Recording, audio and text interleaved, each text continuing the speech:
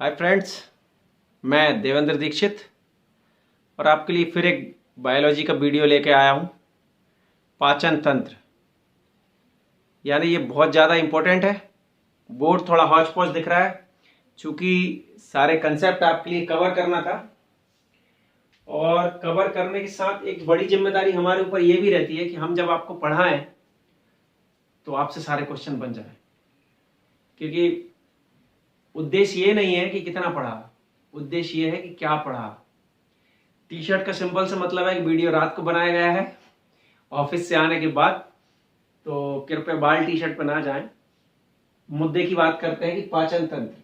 पाचन तंत्र पढ़ाने से पहले मैं आपको एक छोटी सी चीज बता दूं। मैं आपको 3 चीज का पाचन बता दिया हूं, जिसको हम बोलते हैं कार्बोहाइड्रेट, प्रोटीन और फैट। वो इसलिए कि क्योंकि इतना बड़ा टॉपिक जिसमें सारे चीज आपकी कवर हो जाए एक साथ संभव नहीं था, तो थोड़ा सा मैंने पहले, जो कि जनरली आपको बन जाना चाहिए वो, और अब सीधे अपन चलते हैं पाचन तंत्र या डाइजेस्टिव सिस्टम पर। तो अब हम देखते हैं कि पाचक जो अंग होते हैं मानव शरीर में, कुछ अंग ऐसे हैं जो पाचन तंत्र के हिस्से हैं और कुछ अंग ऐसे हैं जो पाचन तंत्र को, जो भी चीज हम खाते हैं उसको पाचक मतलब पचाने में सहायता करते हैं। सिंपल सी बात। तो जो मुख्य अंग है जो पाचन करते हैं, उस पूरे अंग को हम क्या बोलते हैं? आहार नाल। आहार क्या बोलते हैं? आहार नाल, जो हमारे मुंह से लेके हमारे रेक्टम तक या गुदा तक फैली रहती है, नीचे तक फैली रहती है। चित्र मेरा थोड़ा बुरा है क्योंकि मुझे ढंग से बनाना नहीं आता, झूठ नहीं बोलूंगा। बाकी मैं आपको समझाऊंगा बहुत शानदार, आपको पूरा समझ में आएगा। ये लगभग 15 मीटर लंबी एक नाल होती है, 15 मीटर लंबी एक नली टाइप की आकृति होती है, जिसमें सब कुछ होता है। ग्रसनी, ये वाला एरिया, छोटी आंत, बड़ी आंत, हमारा अपेंडिक्स, सब कुछ होता है, जिसको हम पूरी को होलसेल में मिला के क्या बोलते हैं? आहार नाल, जो लगभग 15 मीटर की होती है। मैं आपको फैक्चुअल और कंसेप्चुअल दोनों ही समझाता हूँ। चलिए स्टार्ट करते हैं। सहायक अंग क्या होते हैं? मतलब जो अंग पचाते नहीं है पर पचाने में मदद करते हैं। तो मैंने आपको पहले ही बताया कि मेटाबॉलिज्म होता है, टूटने और जोड़ने की क्रिया मानव के शरीर में चलती रहती है। तो खाने को तोड़ने की क्रिया चलती है, जिसको कैटाबॉलिज्म बोलते हैं। उसमें बहुत सारी चीजें। दांत मैं आपको ऑलरेडी पढ़ा चुका हूँ। जीभ ज्यादा नहीं आता, बस जीभ पे इतना ही आता है कि स्वाद लेने का काम करती है जीभ। लीवर में अभी आपको पढ़ाऊंगा, और लार ग्रंथि में अभी आपको पढ़ाऊंगा। ये सब क्या है? सहायक पाचक अंग है। क्या है? सहायक पाचक अंग। आगे चलते हैं। पाचन प्रारंभ कहां से होता है? सबसे पहले पाचन प्रारंभ होता है मुख से। जैसा मैं आपको बताया, कार्बोहाइड्रेट 3 प्रकार के होते हैं, मोनोसैकेराइड, डाइसैकेराइड और पॉलीसैकेराइड। और पॉलीसैकेराइड के जो 3 प्रकार होते हैं, उनमें से एक प्रकार क्या होता है? एक प्रकार होता है स्टार्च, जो कि हमारे मुंह से ही क्या होता है? पचना चालू हो जाता है। यानी लार में जो एंजाइम पाए जाते हैं वही क्या करते हैं? अपने स्टार्च को पचाना चालू कर देते हैं। और इसलिए हम ये बोलते हैं भोजन का पाचन भले ही आंशिक रूप से थोड़ा सा होता है, पर मुख से ही प्रारंभ हो जाता है। तो लार में पाए जाते हैं क्या? एंजाइम, जिनका नाम है लाइसोजाइम। एक एंजाइम का नाम है लाइसोजाइम। ये क्या करता है? एंटी बैक्टीरियल एंजाइम है। मतलब जो बैक्टीरिया खाने में पाए जाते हैं, जो विषैले बैक्टीरिया जो हमको नुकसान कर सके, उनको लार में क्या करते हैं? लार में जो एंटी बैक्टीरियल लाइसोजाइम एंजाइम है वो क्या करता है? उनको खत्म कर देता है। दूसरा इसमें पाया जाता है टाइलिन। टाइलिन एंजाइम पाया जाता है, जो क्या करता है? हमको स्टार्च पचाने में मदद करता है। तो इसलिए बार बार कहते हैं कि खाने का पाचन कहां से स्टार्ट होता है? तो कहां से होता है? मुख से स्टार्ट होता है। आगे देखते हैं। 3 जोड़ होती है हमारे पास। 3 जोड़ मतलब जो लार निकालने के लिए ग्रंथियां होती हैं मुंह के अंदर, वो 3 जोड़। 3 जोड़ मतलब कुल 6 ग्रंथि, और जोड़ में देखो तो 3 जोड़। कहां कहां? एक होती है हमारे कान के पास, एक होती है जबड़े के पास, और एक होती है जीभ के नीचे। गौर करिएगा, जीभ के नीचे 2 छेद दिखेंगे आपको। यानी 3 तरह की होती है, कान के पास, जबड़े के पास, जीभ के पास। और ये लार निकालती है, जो क्या करती? खाने के साथ अच्छा मिल जाती है, जिससे खाने का जो सूखापन है वो खत्म हो जाता है। और ये लुब्रिकेंट का काम करती है। क्या करती है? लुब्रिकेंट या स्नेहक का काम करती है खाने में। ये बहुत बार क्वेश्चन पूछा जाता है। बिल्कुल। दूसरा ये भी पूछा जाता है कि इसका पीएच कैसा होता है? तो लार का पीएच हल्का क्षारीय होता है, बेसिक होता है। कैसा होता है? बेसिक होता है। आगे चलते हैं। दूसरा, जब आदमी खाना खाता है तो मुंह से उसने खाना खाया, और इस ग्रास नली से या ग्रसनी से उसका खाना आ जाता है पेट में। कहाँ आ जाता है? पेट में। पेट में आने के बाद पेट से वो छोटी आंत में जाता है, छोटी आंत से वो बड़ी आंत में जाता है, और बड़ी आंत से वेस्टेज मटेरियल के रूप में हमारे गुदा या वेस्टेज जहां से निकालते हैं उस छेद से क्या हो जाता है? बाहर निकल जाता है। ये उसकी प्रोसीजर है। अभी हमने देखा कि उसने खाना खाया है, मुंह से ही पचना चालू हो गया। अब खाना कहाँ आ गया? पेट में। अब खाना कहाँ गया, आमाशय या पेट में। तो अब हम देखते हैं हमारा आमाशय हल्का कैसा रहता है, हल्का अम्लीय रहता है, मतलब एसिडिक रहता है। किस वजह से रहता है वो समझते हैं। हमारा पेट जो रहता है, पेट की दीवार निकालती है हाइड्रोक्लोरिक एसिड HCl, जिसको हम क्या बोलते हैं, हाइड्रोक्लोरिक एसिड। और इसी एसिड की वजह से हमारा पेट का जो पीएच मान होता है वो हल्का सा कैसा रहता है, एसिडिक रहता है। अब ये क्यों निकालती है वो देखते हैं। हमने पुराने वीडियोस में देखा है कि प्रोटीन को पचाने के लिए जो एंजाइम चाहिए, वो एंजाइम प्रोटीन को तभी पचा सकता है पेट में जब उसको हल्का सा क्या मिले, एसिडिक माध्यम मिले या एसिडिक माहौल मिले। तो उसी एसिडिक माहौल को या प्रोटीन को पचाने के लिए हमारा शरीर क्या करता है, पेट की कोशिकाओं से एसिडिक HCl एसिडिक एसिड निकलवाता है, जिससे कि क्या प्रोटीन का क्या हो पाए, प्रोटीन का पाचन हो सके। पहली बात। दूसरी, अब ये HCl जो निकलता है हाइड्रोक्लोरिक एसिड, ये बहुत स्ट्रांग होता है।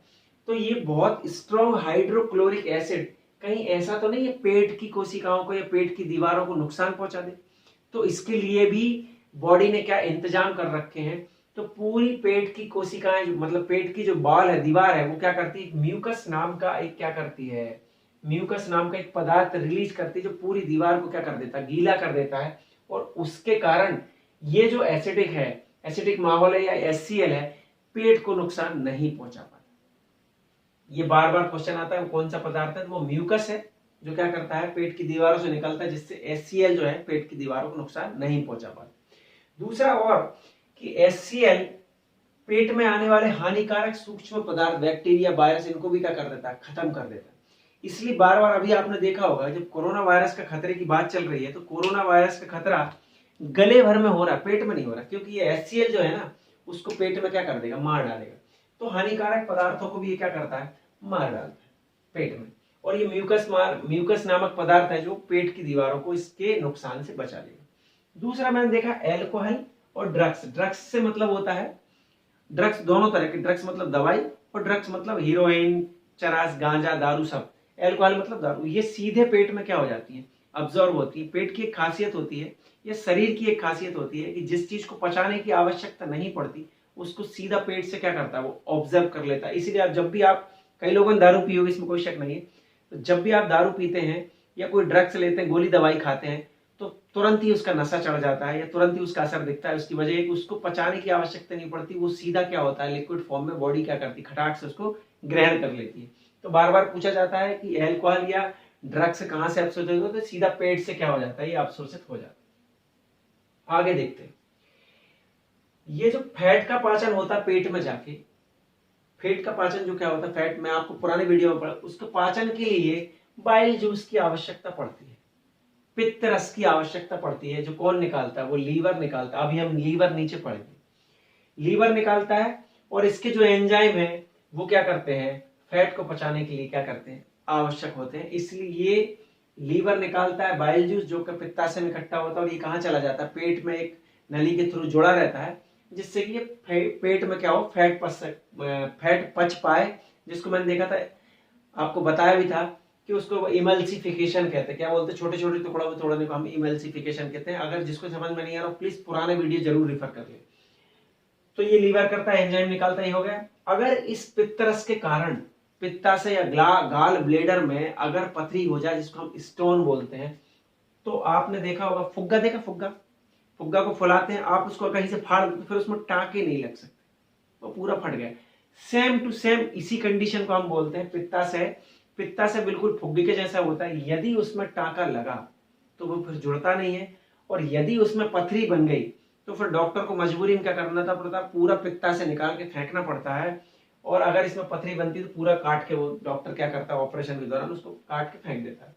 तो फैट को पचाने के लिए हमको बाइल जूस चाहिए। बाइल जूस कौन बनाता है, लीवर। और कहाँ इकट्ठा होता है, पित्ताशय। और पित्ताशय में अगर पथरी हो जाती है तो हम उसको क्या करते हैं, काट के फेंक देते हैं। इतना समझ में आ गया। और आगे चलते हैं। इसके बाद जो खाना पेट से कहां पहुंचेगा, छोटी आंत। छोटी आंत से बहुत ज्यादा क्वेश्चन आता है। छोटी आंत की लगभग लंबाई होती है 6 मीटर। कितनी, 6 मीटर। छोटी आंत याद रखें आहार नाल का ही हिस्सा है। इसकी लंबाई कितनी है, 6 मीटर। अधिकतम पाचन, खाने का अधिकतम पाचन कहाँ होता है, यही होता है। अधिकतम पाचन खाने का कहाँ होता है, यही होता है। किसमें, छोटी आंत में। बहुत ज्यादा क्वेश्चन पूछा। अधिकतम पोषक तत्व का अवशोषण भी कहाँ होता है, छोटी आंत में ही होता है। अधिकतम पोषक तत्व का अवशोषण भी कहाँ होता है? छोटी आंत में होता है। और ये छोटी आंत का हल्का सा माध्यम कैसा रहता है? क्षारीय, यानी बेसिक होती है। कैसी होती है? बेसिक। कैसी होती है? बेसिक। मैंने आपको पीएच बता चुका हूं, 7 से ऊपर जो रहता है वो होता है बेसिक, 7 से नीचे रहता है वो एसिडिक। तो छोटी आंत का जो माध्यम वो कैसा होता है? हल्का क्षारीय होता है। और छोटी आंत से जब पदार्थ अवशोषित कर लिए जाते हैं तो आपको ये पता होगा कि ये अवशोषित करने के बाद ये कहाँ जाते हैं? शरीर के सारे अंग में। छोटी आंत तो पेट में है, मतलब ये वाले एरिया में। तो शरीर के सारे अंग में ये कैसे जाते होंगे? ये जाते होंगे खून के माध्यम से। तो यहीं से सारे तत्व अवशोषित करके खून के माध्यम से, ब्लड के माध्यम से शरीर के सारे अंगों तक पहुंचा दिए जाते हैं, जिसमें ग्लूकोज भी होता है। कार्बोहाइड्रेट का अंतिम उत्पाद जिसको हम ग्लूकोज बोलते हैं, वो भी क्या होता है? यहीं से सारे शरीर में जाता है। अब इतना आपको समझ में आ गया। जब हम खून पढ़ेंगे तब आपको मैं यहां से रिलेट कर दूंगा, ठीक है? तो छोटी आंत, अधिकतम पाचन यही, पोषक तत्व का अधिकतम सब अवशोषण यही, 6 मीटर की होती, क्षारीय माध्यम होता है, और यहीं से खून में आवश्यक तत्व को मिला दिया जाता है। इसके बाद छोटी आंत से, छोटी आंत और बड़ी आंत के बीच में एक छोटा सा अंग होता है जिसको हम बोलते हैं अपेंडिक्स। क्या बोलते हैं? अपेंडिक्स। ये जो अपेंडिक्स है ये पहले सेलुलोज को पचाने का काम करता था, अब इसको हम बोलते हैं अवशेषी अंग, बचा हुआ अंग। आपने गौर से सुना होगा डार्विन की थ्योरी कि जिस अंग का उपयोग या जिस वस्तु का या जिस जीव का उपयोग अनुकूलता के अनुरूप आवश्यकता के अनुरूप नहीं होता, वो धीरे धीरे क्या होता है? विलुप्त हो जाते हैं। तो नई पीढ़ियों में तो ये क्या है? अपेंडिक्स पाया ही नहीं जा रहा पेट में, पर पुरानी पीढ़ियों के लोगों में अपेंडिक्स पाया जा रहा, जो सेलुलोज को पचाने का काम करता था। पर वर्तमान में अभी सेलुलोज की आवश्यकता बॉडी में पड़ नहीं रही ज्यादा, और या पच नहीं रहा है, तो इसका कोई उपयोग नहीं है, इसलिए इसको हम बोलते हैं अवशेषी या बचा हुआ अंग बोलते हैं। पर आपने गौर किया होगा अपेंडिक्स का ऑपरेशन भी होता है। तो क्या होता है? जब हम खाना खाते हैं और यदि बचा हुआ खाने का थोड़ा बहुत अंग या बचा हुआ थोड़ा बहुत खाना यदि अपेंडिक्स में चला जाता है तो दर्द उठना चालू होता है। क्योंकि क्या होता है? अपेंडिक्स पक जाता है, वो खाना सड़ता है उसमें और अपेंडिक्स पक जाता है, और डॉक्टर उसको काट के ही सीधा क्या करता है? अपेंडिक्स को ऑपरेशन के दौरान इसको काट के क्या करता है? बाहर फेंक देता है, यानी अपेंडिक्स की पेट में कोई आवश्यकता नहीं है। तो ये था अपेंडिक्स। अब ये अपेंडिक्स और छोटी आंत के बीच में क्या होता है? अपेंडिक्स और छोटी आंत और बड़ी आंत के बीच में होता है अपेंडिक्स, और छोटी आंत के बाद अब बड़ी आंत में खाना जाता है, और बड़ी आंत में क्या होता है वो देखो। बड़ी आंत जो अवशिष्ट पदार्थ है, जो कि छोटी आंत में सारा मटेरियल अब्सॉर्ब करने के बाद जो भूसा टाइप की चीज बनती है उसको रोक के रखता है, जब तक कि हम क्या करते हैं? फ्रेश होने नहीं जाते हैं, अवशिष्ट को बाहर नहीं निकालते। दूसरा, ये पानी से मिलके जो अवशिष्ट बाहर आता है बड़ी आंत में, उस पानी को सोखने का भी काम कौन करता है? बड़ी आंत में पाए जाने वाला एक अंग होता है जिसको हम बोलते हैं कोलोन। ये क्वेश्चन आता है, COLON। हो सकता है बोर्ड में थोड़ा साफ नहीं दिख रहा हो, मैं आपको समझाने के लिए थोड़ा सा ज्यादा लिखना पड़ा मुझे। बड़ी आंत से सटा सटा एक अंग पाया जाता है जिसको बोलते हैं कोलोन, जो क्या करता है? वेस्टेज मटेरियल से पानी निकालने का काम करता है, और ज्यादा उसका काम नहीं है। पर जब ये पानी निकालना बंद कर देता है तो हमको लग जाते हैं दस्त या लूज मोशन, और उस बीमारी को बोलते हैं हम कोलाइटिस, यानी कि कोलोन अपना काम ढंग से नहीं कर रहा है। तो इस कोलोन के बारे में पूछता है, कभी कभी बीमारी कोलाइटिस के बारे में पूछता है, तो दोनों चीज के बारे में बता दी। कौन काम करता है? कोलोन पानी अवशोषित करने का काम करता है। ये तो था पाचन अंग। और जब बड़ी आंत से पाचन होके और कोलाइटिस के थ्रू पानी जब शोषित कर रहे हैं, गुदा मार्ग से क्या हो जाता है? ये वेस्टेज मटेरियल हम बाहर निकाल लेते। तो ये तो मोटा मोटा आइडिया था। पर इन सारे कामों में दो चीज और बहुत ज्यादा इंपॉर्टेंट है, एक बोलते लीवर और दूसरा बोलते पैनक्रियास। लीवर और पैनक्रियास क्या है? सहायक अंग है। यहां में पैनक्रियास नहीं लिखा था। पैनक्रियास क्या है? सहायक अंग है। सहायक अंग मतलब पाचन क्रिया को संपूर्ण या पूरा करने के लिए आवश्यक जो चीजें होती है उनमें क्या करते हैं? मदद करते हैं। तो ये सहायक अंग कौन कौन से? लीवर और पैनक्रियास। तो हम दोनों को देखते हैं।